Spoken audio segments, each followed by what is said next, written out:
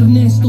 Alam kong tulog mo'y malalim, di na ako nagpaalam, di na kita ginising. Salamat nga pala sa pasalubong mong kalamay at sa pinakamasayang gabi ng aking buhay nung iniwan ko ang baryo natin. Ang akala ko isang tunay na pag-ibig ang matatagpuan ko, hinanap kung saan-saan at kung kani-kanino.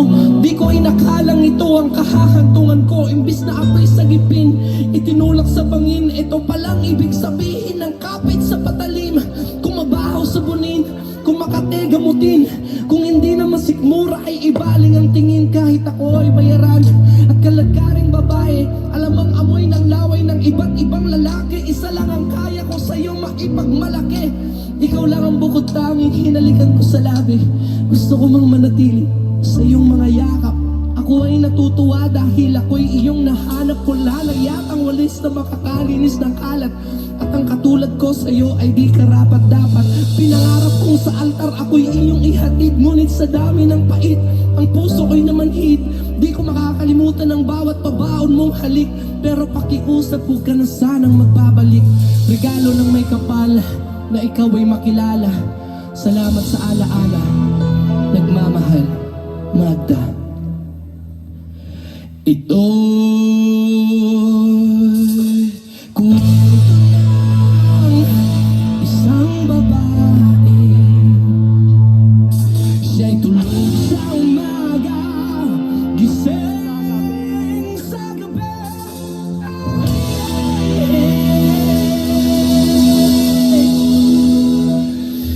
Ang kanyang mukha'y puno ng kolorete. Sa lugar ng ilaw ay patay sine.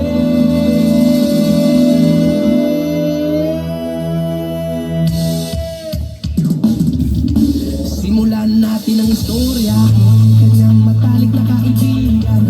Ernesto ang aking pangalan. Kwentong dapat niyong malaman, huwag lang magbulag-bulagan. Bakit ang nais natin ay malaman ang baho ng iba? Pagbibigyan kita. Kilala mo ba si Magda? Nakita ko bata mula pa nung pagkabata kami lagi magkasama. Pangawak ka pa pa sa sapa. Hindi mo iniwasan ang paligid. Siya ay nagtalaga. Tuwing kausap ko na paligid ako pinalakay. Nararamdaman ang isa ka.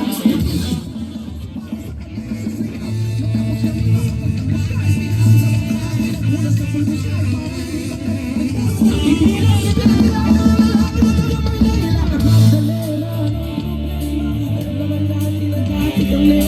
sa gabi-gabi nawala sa selda.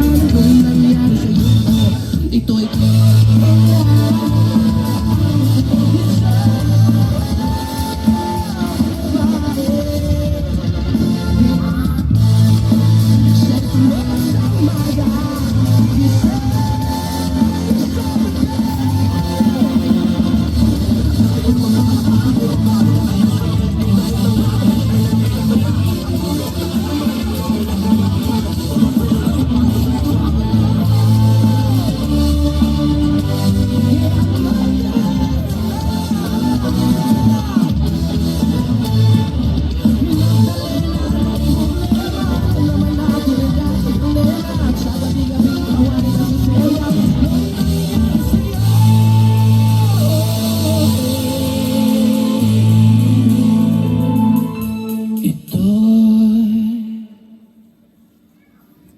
kwento ng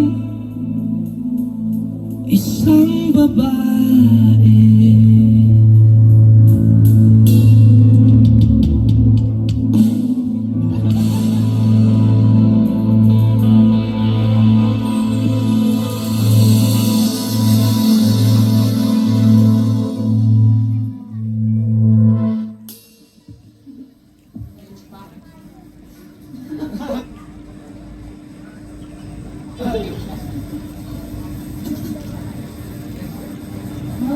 Tingnan lang.